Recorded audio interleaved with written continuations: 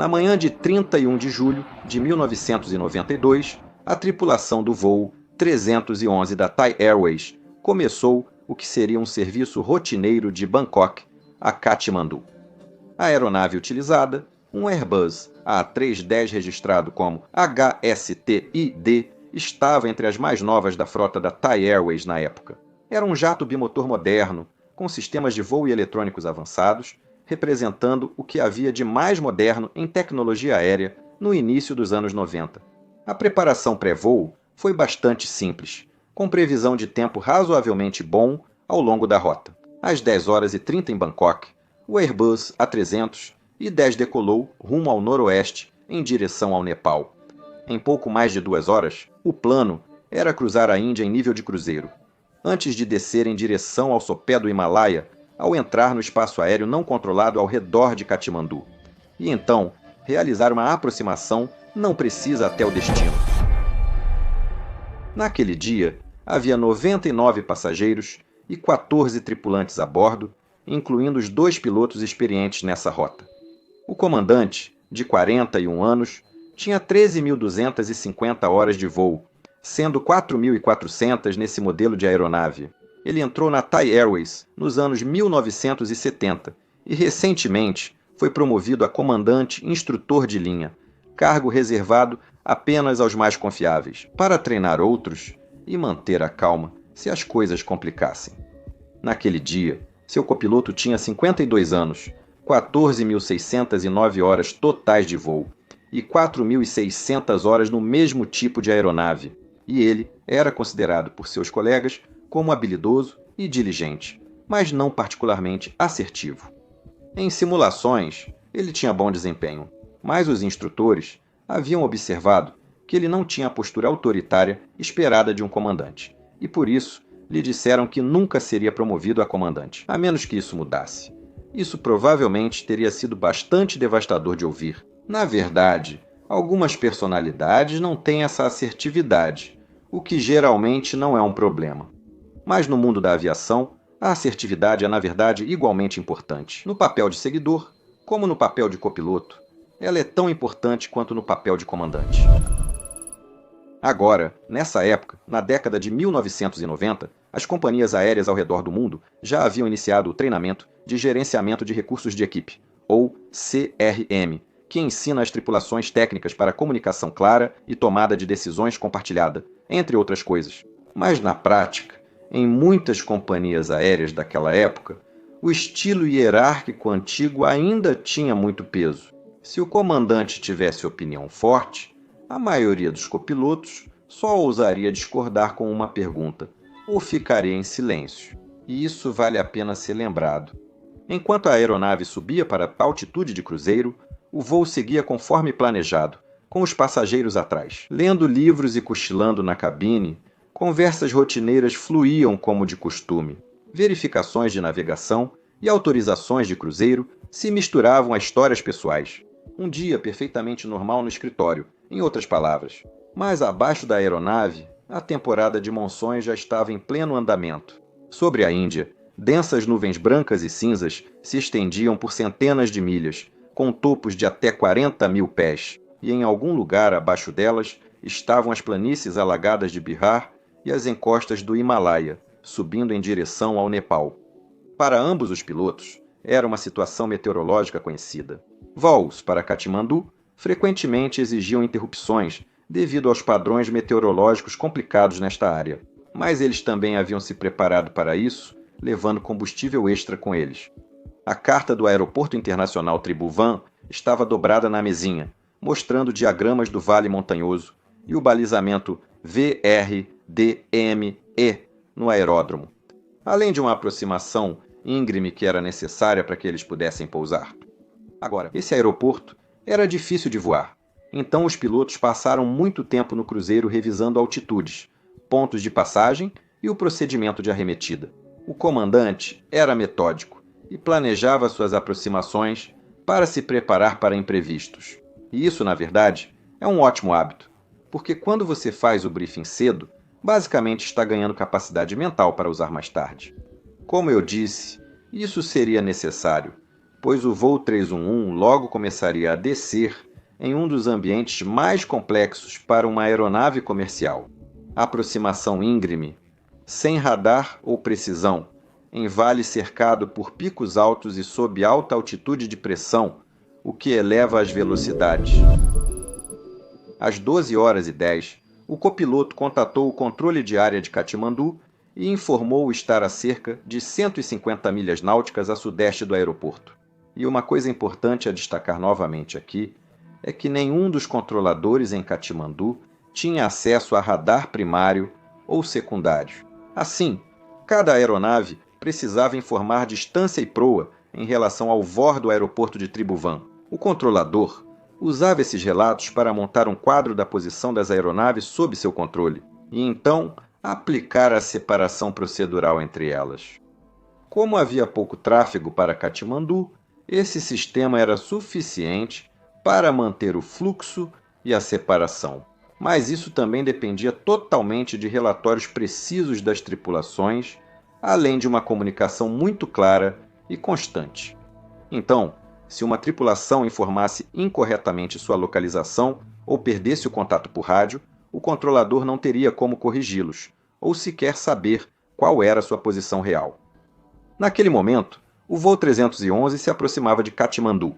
O tempo estava bom para a estação, com nuvens fragmentadas entre 2.500 e 10.000 pés, visibilidade acima de 10 km e ventos leves de leste, o que era perfeito para a aproximação planejada na pista 02 que os pilotos tinham em mente. Quando o controlador informou a atualização meteorológica, o copiloto repetiu e o comandante confirmou. Nada parecia fora do comum. Agora, já que estamos falando de coisas que parecem perfeitamente normais, imagino que nas próximas semanas, antes das festas, vocês vão fazer bastante compras online, certo? Infelizmente, os golpistas sabem disso, e este é o período mais movimentado do ano para eles.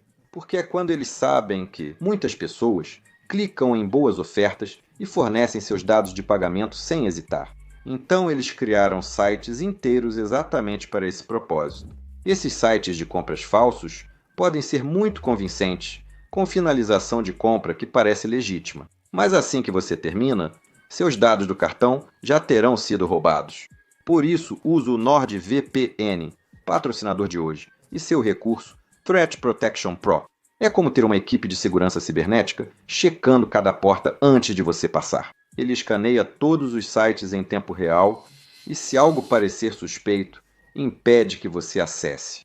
A Nord é a única VPN oficialmente certificada por especialistas independentes em segurança cibernética. E se é bom o suficiente para eles, então é bom o suficiente para mim. Aliás, essa proteção continua mesmo se você desligar a VPN, pois sempre funciona em segundo plano.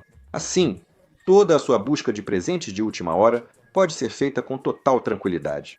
Escaneie o QR Code ou acesse nordvpn.com/pilot para assinar o plano de 2 anos. Você ganha 4 meses extras usando meu link. E, como sempre, a Nord oferece garantia de reembolso de 30 dias.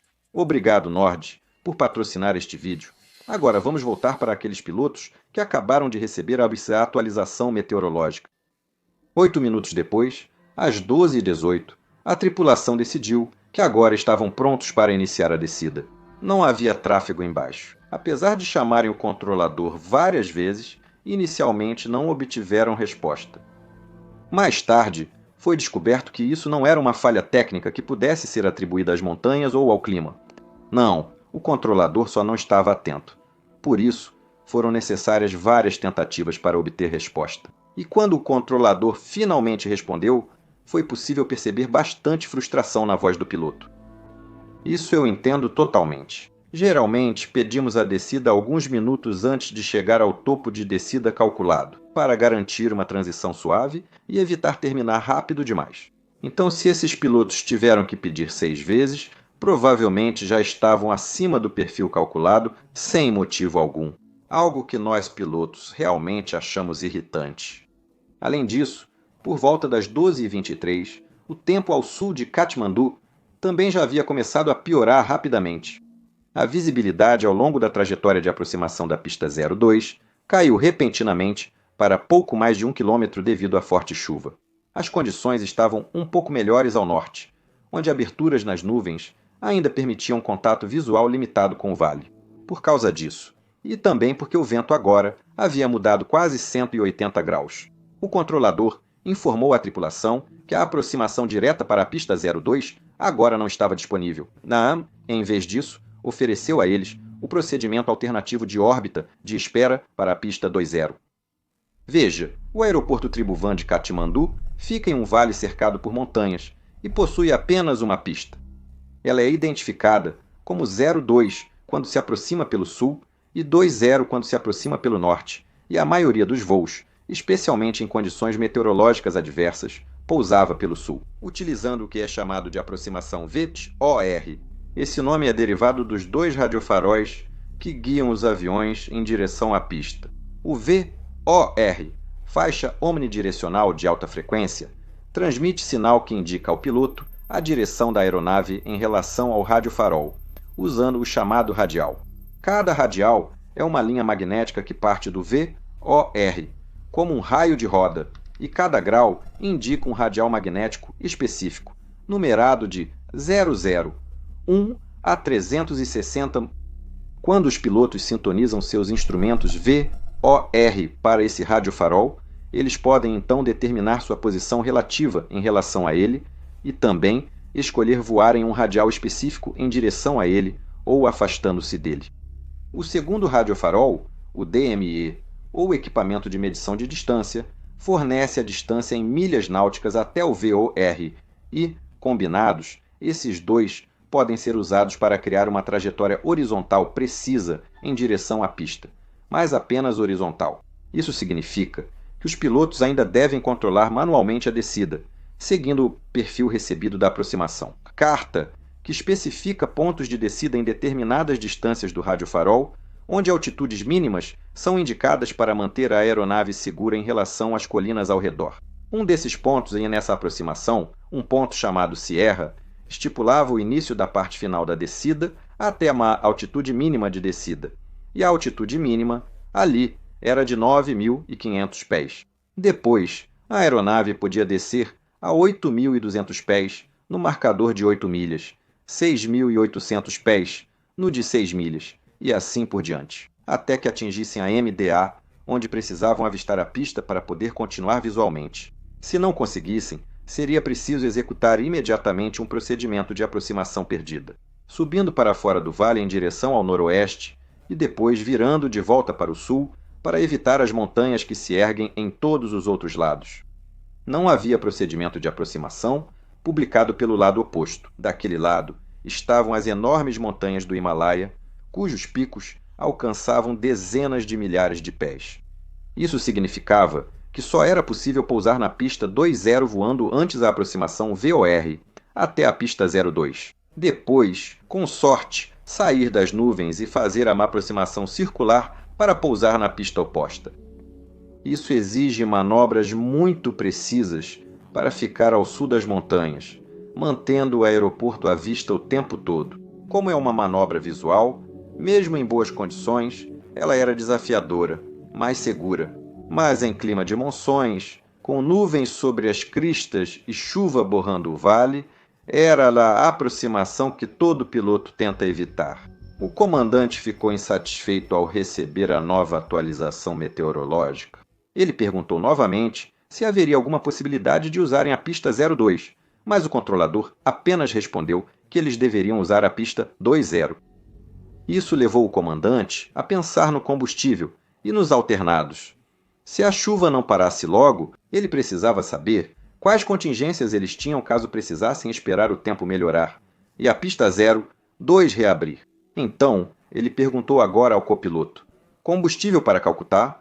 Quanto precisamos para voltar? O copiloto revisou o plano de voo e afirmou que havia combustível suficiente para retornar a Bangkok. Mas não era isso que o comandante tinha perguntado. Então ele retrucou: Calcutá, quanto? O motivo era que ele queria saber quanto tempo poderia esperar, orbitando sobre Katmandu, o que exigiria subtrair o combustível de desvio para Calcutá do total de combustível. Então, Apenas ouvir que eles tinham combustível suficiente para retornar a Bangkok realmente não ajudou ele. Após uma pausa, o copiloto trouxe a informação solicitada pelo comandante e a cabine silenciou novamente. Mas essa foi uma troca bem breve, mostrando o tipo de dinâmica que estava presente nessa cabine, com um comandante um pouco rígido e um copiloto submisso. Às 12 horas e 27 minutos, o voo cruzou o ponto Romeu, um RNAV A40 e 1 milhas náuticas ao sul de Katmandu, indicado na carta do piloto como parte da aproximação, mesmo que na verdade não fosse. Os dois pilotos revisavam o procedimento VOR da pista 02 e os degraus de descida na carta, quando o comandante cometeu um pequeno, mas revelador deslize. Ele chamou o radial de aproximação de 022, não 202. Agora, 022 era o curso a seguir no radial 202. Então, foi um erro fácil de cometer, mas ainda assim quero que você mantenha isso em mente. Os pilotos revisaram novamente o procedimento de aproximação perdida, caso fosse necessário. Segundo a carta, se não pudessem pousar, teriam que seguir em frente primeiro. Em seguida, faça uma curva de 270 graus à direita e alinhe na proa 291 graus. Depois disso, eles precisavam seguir até o ponto de espera chamado Whisky, a noroeste do aeroporto.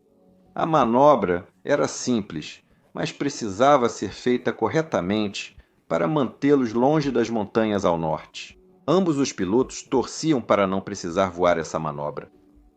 Por volta das 12h30, o copiloto chamou novamente o controlador de aproximação para pedir a última informação de visibilidade. Mas, em vez de passar um número, dessa vez o controlador apenas respondeu isso. A pista 02 também estava disponível, dando a entender que as condições agora tinham melhorado o suficiente para permitir seu uso.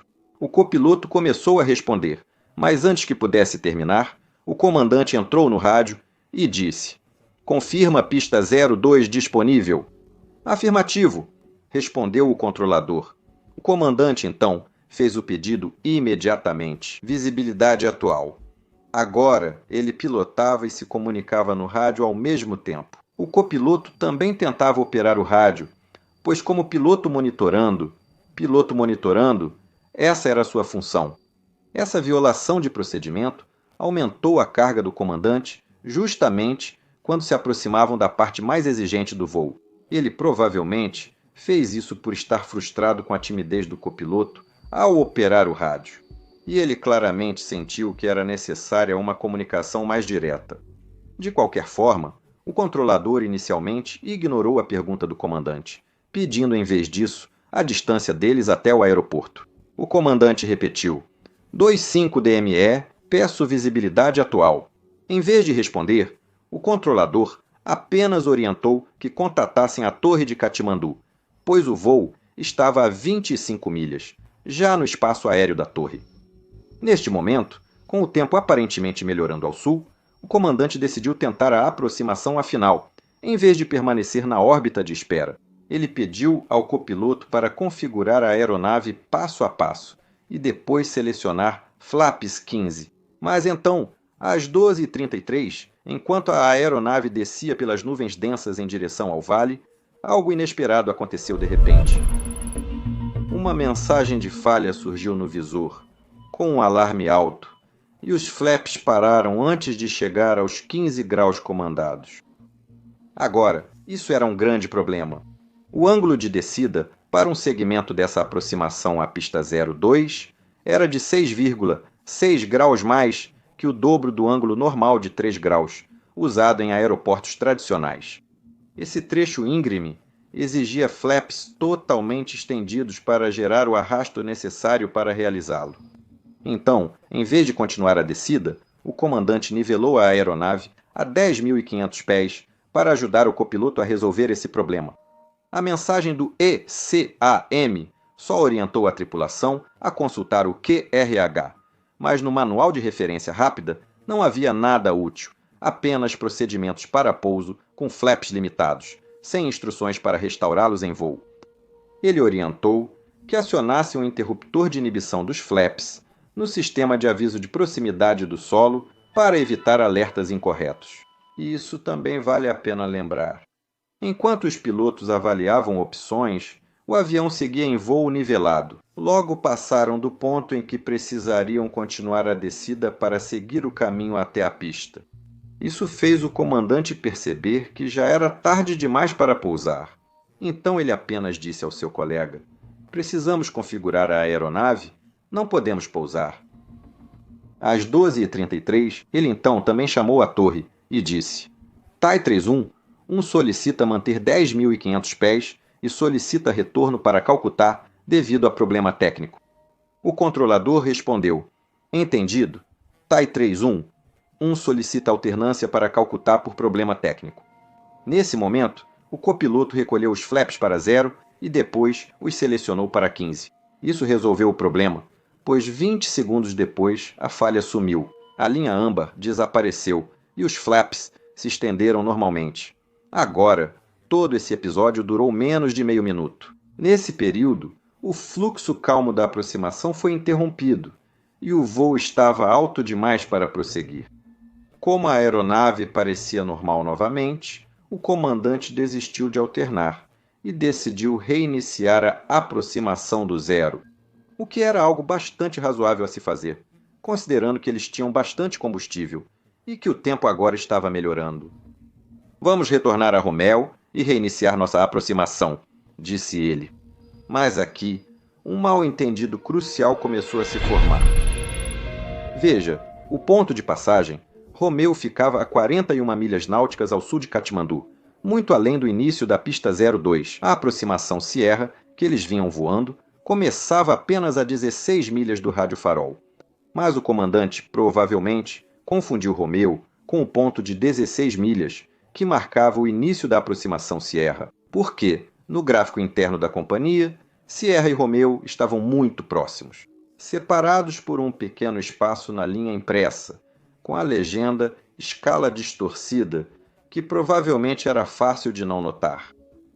Para o comandante, o ponto Romeo parecia marcar o início da aproximação, por isso provavelmente quis ir até lá. Ele não percebeu que o Romeo estava a mais do que o dobro da distância.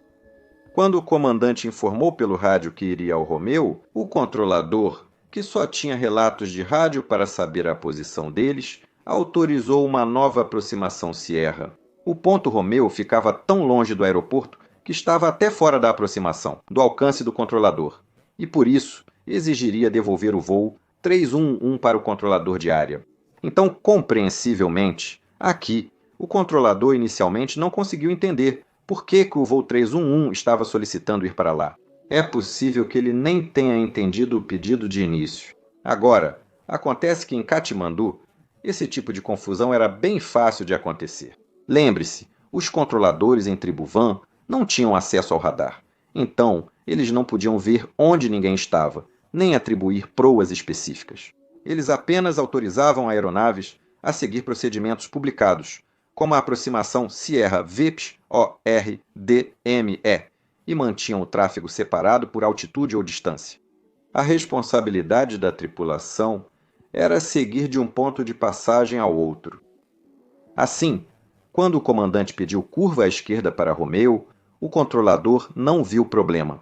Do ponto de vista dele, esse era apenas mais um pedido para iniciar novamente a aproximação Sierra, e por isso ele simplesmente autorizou o voo Tai 311 autorizado para a aproximação Sierra, informe 10, DME, ao sair de 9.500. Mas ao dizer dessa forma, ocorreu um mal-entendido crítico. Veja, o comandante pensou que o controlador autorizava a mesma aproximação, mas isso era impossível, pois estavam altos demais para pousar. Mas, na verdade, o controlador tinha dado exatamente o que ele havia pedido: uma autorização para retornar e iniciar novamente a aproximação Sierra. Mas o comandante simplesmente não entendeu isso. Então ele voltou ao rádio tentando esclarecer: "Não podemos pousar neste momento. Temos que virar à esquerda de volta para Romeo, novamente, e iniciar nossa aproximação novamente." "Entendido", disse o controlador. "Prossiga com a distância. DME. Estamos a 9 DME, 10.500 pés", disse o comandante. "Entendido? 9 DME, 10.500 pés, repetiu o controlador. Agora, como você pode ouvir, essa troca não estava levando a lugar nenhum, alimentada pela falta de entendimento entre as duas pessoas que estavam se comunicando. Isso também fez com que o tom do comandante logo começasse a ficar um pouco mais ríspido. Responda, por favor! Responda, por favor! Ele disparou, direcionando sua frustração ao controlador, que para ele parecia não querer reconhecer o que ele estava pedindo. Vamos manter um 05, transmitiu o copiloto no rádio. Então, olhando pela janela, ele perguntou em voz baixa. Estamos acima da altitude mínima de separação de obstáculos. A altitude mínima de separação de obstáculos. E à esquerda... Isso indicava claramente que ele estava preocupado com o terreno na região. A altitude mínima de separação de obstáculos é uma das altitudes mínimas usadas para garantir separação segura do terreno. Sim, e estou vendo, respondeu o comandante, ainda focado em seu instrumento, aguardando uma autorização aceitável do controlador. Ele pegou o rádio novamente e disse: esquerda, curve agora, continue com seu DME. Distância, recebi a mesma resposta inútil. O controlador já tinha dado autorização válida e agora só esperava a checagem de distância na próxima aproximação. 7DME copiloto relatou nova tentativa. Solicito curva à esquerda. Entendido. 10DME, copiado, senhor. Informe. 16DMI, saindo de 11.500. O controlador respondeu, ainda sem aprovar ou negar a curva, porque, é claro, em um ambiente sem radar, ele não podia emitir nenhuma vetoração, mesmo que tivesse entendido o que estava sendo pedido a ele. Esse padrão se repetiu. Chamadas de rádio educadas recebiam respostas vagas. E também é importante lembrar que nenhuma das partes envolvidas aqui falava inglês como primeira língua. Isso indicava que o controlador não tinha vocabulário em inglês para explicar sua confusão, então repetia frases parecidas, esperando que os pilotos tomassem alguma decisão. O comandante também não parecia ir muito melhor.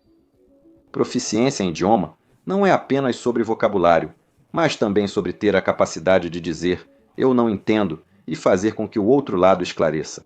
E agora isso falhava miseravelmente. Ambos os lados dessa conversa achavam que se entendiam perfeitamente, formando o que nós, pilotos, hoje chamaríamos de uma falha de informação em circuito fechado. A informação era enviada com verificação, mas presumiam que o outro lado havia recebido e entendido tudo, o que não ocorreu. Às 12h35, o comandante parou de esperar e disse: "Vamos subir em frente." Ele girou várias vezes o seletor de proa do piloto automático para a direita, comandando que o avião rolasse para 0,45 graus, rumo nordeste. Provavelmente era só uma proa intermediária, que ele queria depois ajustar mais à direita. Ao mesmo tempo, ele iniciou uma subida, aparentemente seguindo o procedimento de aproximação perdida, que exigia curva ascendente à direita. Essa curva tinha 270 graus e levava ao ponto Whisky. O problema era que a aproximação perdida devia iniciar no VOR do aeroporto, não 5 milhas ao sul, onde estavam, mas enquanto voassem no modo seleção de proa, isso pouco mudava. Mas é interessante notar aqui que até esse ponto a tripulação vinha solicitando curvas à esquerda, mas agora ainda assim optou por virar à direita. É possível que isso tenha a ver com o terreno mais baixo a oeste da trajetória de voo, mas à medida que o voo se aproximava do aeroporto, o comandante simplesmente optou por seguir um perfil mais próximo ao da aproximação perdida. Se esse fosse o caso, a tripulação manteve uma boa consciência situacional em relação ao terreno até este ponto. Logo depois, a torre pediu que a tripulação avisasse ao sair de 16 DME para essa aproximação. E isso foi seguido por um mal-entendido do copiloto e correções do controlador. Tudo isso teria tomado mais tempo e, provavelmente, distraído ainda mais o comandante. Nesse momento, ele ainda parecia acreditar que a instrução da torre significava que eles deveriam continuar descendo naquela aproximação original que eles já haviam abandonado. Então, mais uma vez, ele interrompeu no rádio e tentou esclarecer dizendo: "Não podemos fazer as Pacamun na aproximação agora. Vamos virar à direita e subir para 18.000 pés para iniciar a aproximação novamente." e o informe de que o voo estava subindo para 18.000 pés pegou o controlador completamente de surpresa. Ele respondeu: Roger, aguarde por enquanto. Mantenha 115 devido ao tráfego. E o motivo de sua súbita apreensão era que havia outro voo, o voo Royal Nepal 206, que agora estava descendo pelo setor ao sul de Katmandu, pronto para iniciar o mesmo procedimento. Como mencionei, em ambiente sem radar, a separação era feita por atribuição de altitude em cada fase da aproximação ou decolagem. Assim, enquanto o voo Thai 311 mantivesse 11.500 pés, ficaria abaixo da rota do voo Nepal 206 nesse trecho, mas não se eles subissem mais alto. Em outras palavras, o controlador absolutamente não queria que o voo 311 subisse acima de 11.500 pés até que a outra aeronave estivesse fora da área. Eles também não podiam autorizar a descida para Katmandu até que o Thai 311 voltasse ao procedimento publicado. O controlador de aproximação apenas pediu para manterem a altitude prevista e aguardarem, o que era aceitável para a separação do terreno ao sul do aeroporto. O problema, porém, era que o voo 311 já havia subido além de 13.000 pés quando essa mensagem foi recebida. Mas o copiloto apenas respondeu: Ok, vamos manter 13.000 agora. O controlador respondeu: Roger, e então repetiu: Mantenha 11.500 pelo tráfego rota aérea. 206 estimando Simara 57 de Delhi, descendo para o nível de voo 150. O copiloto confirmou: Descer para 11.500. Estamos a 8 DME. A aeronave nivelou brevemente em uma proa sudeste de aproximadamente 130 graus, antes de começar a descer novamente em direção à altitude autorizada. Porém, a confusão na frequência ainda não estava totalmente resolvida. O controlador da torre logo perguntou novamente: Thai 311, entendi que você gostaria de prosseguir, Romeu, para fazer uma aproximação? E a isso, o comandante respondeu: Afirma, solicito, confirme, prosseguir para Romeu, contatar controle de área. Veio a resposta de volta. E só para destacar por que esse vai e vem era tão importante. Isso ocorria enquanto o comandante fazia a curva à direita, descia e atendia chamadas de rádio. A carga de trabalho dele provavelmente estava bem acima do ideal, o que pode explicar o que aconteceu depois. Lá embaixo, na torre do aeroporto Tribhuvan, o controlador da torre agora ligou para o centro de controle de área para repassar o que ele achava que tinha entendido. Thai 311 não conseguiu se aproximar e retorna para Romeu. O controlador de área ficou compreensivelmente confuso com isso. Romeu não estava no início da aproximação e nem fazia parte do procedimento. Então por que o voo estava indo para lá? O controlador de torre respondeu que foi isso que a tripulação pediu. Compreendo totalmente o ceticismo do controlador de aproximação aqui. Fazer um desvio tão longo até um ponto de navegação a 40 milhas de distância sem nenhum propósito real deve ter parecido muito estranho. Mas sem radar e com o instinto profissional de não questionar a troca de informações de outro controlador com a tripulação, não havia muito mais o que dizer. Se eles quisessem voar até esse desvio, bem, então isso era com eles. Durante a transferência, o comandante seguiu focado em obter uma instrução clara dos controladores. Mas entre o estresse, a barreira do idioma e sua frustração com a falta de instruções claras, sua atenção provavelmente se desviou um pouco do seu trajeto real de voo. Agora, ele vinha girando manualmente o seletor de proa para a direita, mas no meio de tudo o que estava acontecendo, ele não parou de girá-lo. Quando ele estava apontando para o Sierra Point, em vez disso, ele continuou passando por 108 graus, depois 270 e, finalmente, quase um círculo completo. Agora, obviamente, essa não poderia ter sido sua intenção inicial, mas vários fatores, provavelmente, contribuíram para que isso ainda acontecesse. Como já mencionei, a carga de trabalho era alta. Enquanto fazia isso, ele estava tentando alinhar sua aeronave na direção correta em meio às nuvens e entre terrenos montanhosos, ao mesmo tempo em que lidava com todas as outras transmissões de rádio. Ele próprio, convencido de que os controladores não o estavam entendendo e de que seu copiloto também não conseguia se fazer entender. Em segundo lugar, ele pode ter trocado mentalmente os dois rádios críticos necessários, o radial de aproximação de 202 graus e o recíproco de 0,22 graus. Isso é uma inversão simples, que qualquer piloto poderia cometer sob estresse. Mas neste caso, isso fez com que, em vez de retornar ao sudoeste, ele agora se dirigisse lentamente ao nordeste, rumo às encostas crescentes do Himalaia, além do aeroporto. Quando a aeronave estabilizou no novo rumo de cerca de 0,25 graus, a confusão no rádio diminuiu.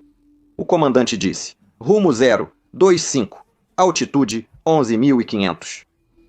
Antes da chamada, ambos os pilotos já haviam conferido a altitude atribuída, e eles haviam confirmado que 11.500 pés os manteriam acima da altitude mínima segura para o setor sul da aproximação.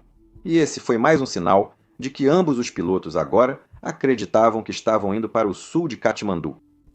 Se eles tivessem percebido que agora estavam, na verdade, indo em direção ao norte, teriam notado isso. A altitude mínima segura naquele setor era mais de 21 mil pés, quase 10 mil acima da altitude deles.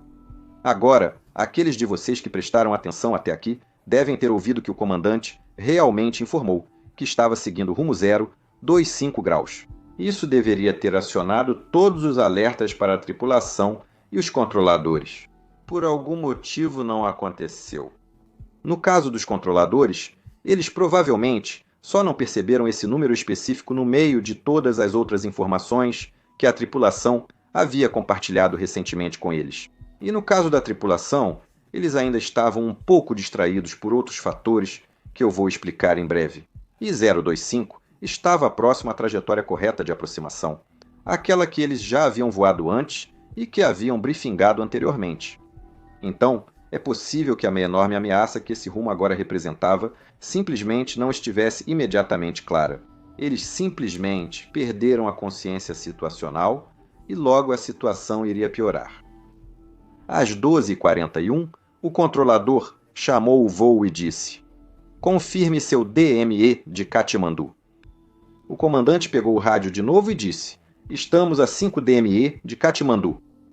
Mas ao ouvir isso, o controlador ficou muito confuso. Se o voo 311 realmente estivesse retornando para Romeo, a distância DME deles deveria estar aumentando agora, não diminuindo. E como o seu último relatório, há 4 minutos, os colocou a 9 DME, eles deveriam estar agora aproximadamente 20 milhas mais distantes. Então, pensando que deve ter ouvido errado, o controlador acionou o microfone novamente e perguntou: confirma 5 DME. O comandante, frustrado, respondeu irritado: 5! 05! Ao ouvir o tom dele, o controlador aceitou e preferiu não discutir ou pedir esclarecimentos. Ele só respondeu: 5 DMI Roger Tai 311, mantenha 11.5. Informe sobre Romeo. E essa foi uma grande oportunidade perdida de perceber o erro que estava acontecendo naquele momento. Veja, na realidade, a aeronave realmente estava a 5 DMT do balizador, mas não pelo motivo que nenhum dos lados acreditava. Após vários minutos de curvas e discussões com o controle de tráfego aéreo, o voo 311 passou a oeste do VOR de Katmandu e seguiu ao norte sem perceber. Assim, o DME foi contando de forma constante até 0 à medida que se aproximavam do balizador, e então começou a contar novamente para cima depois que eles o ultrapassaram. Se a tripulação percebeu a inversão, provavelmente achou que isso confirmava sua teoria de que haviam passado ao norte do aeroporto e agora voltavam ao sul, afastando-se dele. Mas, obviamente, na realidade, eles agora estavam se movendo exatamente na direção oposta, avançando mais profundamente no Himalaia, enquanto tanto os dois pilotos quanto os controladores acreditavam que estavam em segurança no lado sul do vale. Enquanto isso, na cabine, o copiloto tentava programar o retorno para Romeo no sistema de gerenciamento de voo, mas ele tinha dificuldades para entender o que o sistema de navegação mostrava. Ele digitou Romeu no computador, esperando que o ponto de passagem aparecesse à sua frente no mapa, mas simplesmente não apareceu. O comandante continuava insistindo. Por favor, encontre Romeu para mim. O copiloto digitou novamente e rolou pela lista de pontos Romeu, perguntando se o próximo à latitude 27 graus norte estava certo. O comandante conferiu a carta e confirmou ser ela mesma. O copiloto selecionou o ponto no topo e apertou o botão direto para, o que deveria ter traçado uma linha do local atual deles até o ponto de navegação. Agora, o que o visor realmente mostrou para eles não foi registrado. Mas se o sistema estivesse funcionando corretamente, deveria ter mostrado uma curva de retorno da direção de onde eles vieram, passando por trás deles e saindo do campo de visão. O FMS do Airbus só exibia pontos de passagem em um arco de 85 graus à frente da aeronave. Assim, tudo atrás dele, inclusive os pontos de passagem Romeu e Simara, ao sul de Katmandu, não apareceria, exceto pelas curvas iniciais para chegar lá. Essa era uma limitação simples do visor. Para a tripulação, já presa ao viés de confirmação de que seguiam o caminho certo, isso talvez parecesse uma falha. Se o comandante tivesse percebido que eles estavam, na verdade, ao norte de Katmandu, seguindo ainda mais para o norte, o que eles viam agora faria perfeito sentido, mas a reação dele sugeriu que o resultado simplesmente não se encaixava com o que ele tinha em mente. Em vez de fazer a curva indicada, ele mandou o copiloto tentar de novo. Ele achava que o computador tinha defeito, ou que o copiloto selecionava o ponto de navegação errado. Agora, também existe a possibilidade de que o comandante tivesse selecionado o modo Rose em seu visor de navegação, que é um modo usado principalmente para voar aproximações VOR e era comumente utilizado na Thai Airways na época. Se fosse o caso, ele talvez não enxergasse tão claramente o que o copiloto programava. Em vez disso, a tela mostraria uma linha magnética ajustada para o radial selecionado, provavelmente 025, já que esse era o rumo de aproximação que eles tinham acabado de voar. O copiloto tentou agora o ponto de navegação Simara, mas o resultado foi o mesmo. Não mostra Simara de jeito nenhum, ele exclamou frustrado. E, enquanto isso, a confusão do comandante também aumentava, já que a distância mostrada pelo sistema de gerenciamento de voo até o ponto inserido não fazia nenhum sentido para ele. Se Romeu estivesse perto do início da aproximação, a cerca de 16 milhas do VOR, deveria haver uma distância curta exibida. Como a distância do VOR pelo DME agora era quase 16 milhas náuticas. Mas Romeu estava dezenas de milhas ao sul de Katmandu, e agora voavam ainda mais ao norte. A cada segundo que passava, o número no computador agora era muito maior do que ele esperava. Então, o comandante exclamou: Romeu está a quantas milhas daqui? Mas o copiloto só respondeu: entendemos, funciona direto. Como a linha em direção a Romeu estava visível no visor, só não aparecia onde o comandante achava que deveria. Mas ele, no entanto, ainda estava determinado a confiar em sua própria interpretação da posição deles, e por isso, disse Romeu, radial 20216, DM. E espere, eu vou seguir a linha. Agora, ele pode ter se referido ao radial 022 do VOR de Katmandu, que é a extensão norte do mesmo radial, 202 graus, usado na aproximação da pista 02, e aquele que ele ainda poderia ter no seu visor em formato de rosa. Mas, infelizmente, nunca saberemos ao certo.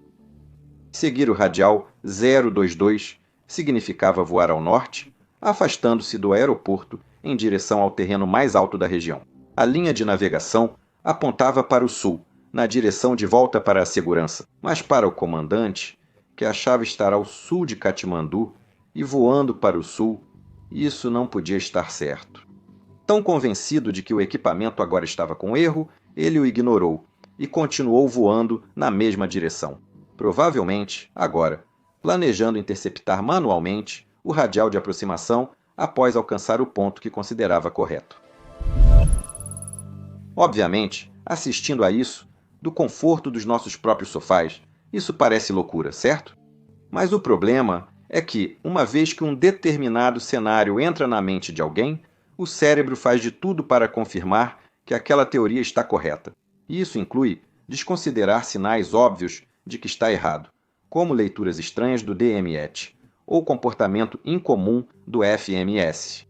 O fato dos controladores não terem alertado provavelmente foi visto como mais uma prova de que agiam corretamente.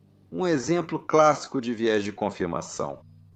No treinamento moderno de CRM de tripulação, nós, pilotos, somos ensinados a reconhecer essa armadilha seguindo algumas diretrizes bastante simples. Questione suposições, principalmente quando algo parecer sem sentido. Quando os dados e o seu modelo mental não concordam, esse é o momento de parar, falar e reavaliar juntos, como uma tripulação. A gestão eficaz dos recursos da tripulação foca no que está certo, garantindo que ambos os pilotos tenham a mesma percepção correta da realidade. De qualquer forma, às 12h43, o comandante chamou novamente o controlador de aproximação e informou TAI 311 14 DME. E o controlador, ao ouvir que a distância agora estava aumentando, relaxou um pouco. Esse novo número correspondia à sua expectativa. O voo 311 partia de Katmandu rumo ao ponto de referência Romeu. TAI 311, mantenha 115, reporte. Romeu instruiu. Mas, obviamente, isso só era reconfortante para ele, porque ele não tinha como saber que estava aumentando na direção errada. Na cabine, porém, ainda não estava tudo resolvido. O avião se aproximava do ponto onde o comandante achava que a autorização de aproximação Sierra deveria iniciar, a 16 milhas ao sul do aeródromo. Acreditando tratar-se de um problema no computador de voo, agora provavelmente se preparava para inverter o curso e tentar nova aproximação. Dados brutos, sem computador, só com auxílios à navegação.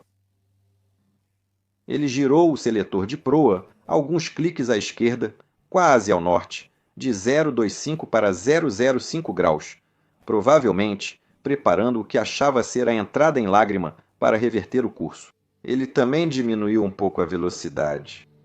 Enquanto isso, o copiloto ainda estava lutando com o sistema de gerenciamento de voo e disse: "Isso aqui falha de novo." Não importava o que ele digitasse. A tela se recusava a mostrar os pontos de passagem onde ele esperava que estivessem. O comandante disse: "Transfira do meu lado", indicando que queria que o copiloto puxasse os pontos de passagem que ele achava ter inserido corretamente. "Sim, nós transferimos, mas sumiu, igual antes", disse o copiloto em resposta. Os dois homens olhavam o visor de navegação, sem entender por que nada aparecia, mas como todos sabemos, o sistema não estava com mau funcionamento algum. Mas alguns segundos depois, algo nos instrumentos do copiloto, de repente, chamou sua atenção. Nunca saberemos o que foi. Talvez ele tenha visto algo pela janela ou notado a bússola reserva. Mas ele de repente perguntou, com um leve tom de alarme em sua voz: "Ei, estamos indo para o norte." Sem que a tripulação soubesse, a aeronave já havia entrado em um cânion sem saída, do qual não haveria como escapar. O destino deles estava selado, pois além das nuvens, havia penhascos íngremes em 3 lados, com mais de 20.000 pés de altura. Mas nada disso era visível na cabine de comando. O comandante, ainda confiante em seu mapa mental, ignorou essa pergunta, claramente sem entender a gravidade do que seu copiloto acabara de revelar. Ele apenas disse que logo iriam retornar, e então acionou o microfone, dizendo Katmandu: "TAI 311 solicita à direita. Retorno ao aeródromo." Antes que o controlador respondesse, uma voz eletrônica aguda soou nos alto-falantes da cabine. Terreno. Rapidamente seguida por: Puxe. Este era um sistema de aviso de proximidade do solo, que agora havia detectado que a aeronave estava com uma taxa de aproximação ao solo muito alta, e por isso estava alertando-os para subir. Mas mesmo que esse aviso estivesse absolutamente correto para o comandante, ainda assim soava falso para ele. Mesmo com o altímetro de radar diminuindo rapidamente, ele provavelmente achava que o sistema reagia a um dos vales íngremes ao sul do aeroporto de Katmandu, não ao cânion sem saída em que eles realmente estavam.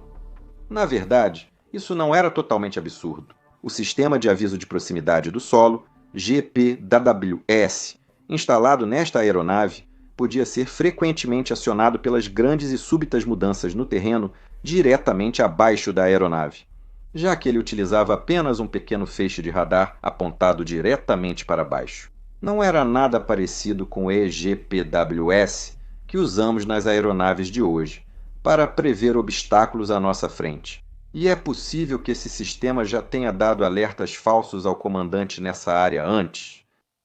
Além disso, lembra como a tripulação lidou com o problema nos flaps mais cedo?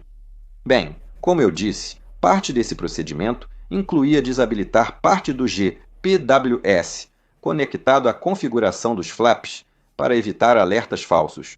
É possível que o comandante tenha lembrado desse ponto, e por isso misturado com o alerta real, que não tinha relação com os flaps. Agora ele escolheu a mudança de nível, mostrando disposição para subir.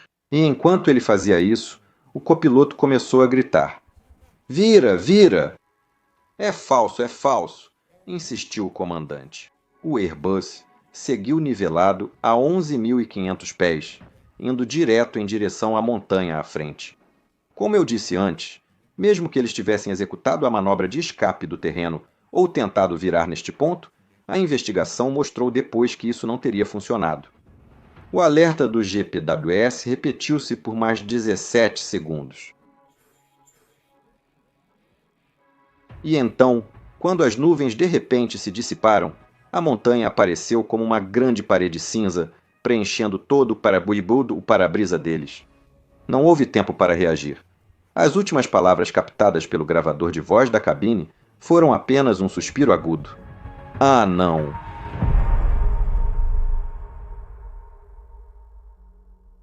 Às 12h45, horário local, a uma velocidade de mais de 230 nós, o voo 311 da Thai Airways colidiu diretamente com uma encosta quase vertical do maciço do Monte Baden-Powell, de 18.700 pés, 23 milhas ao norte de Katmandu.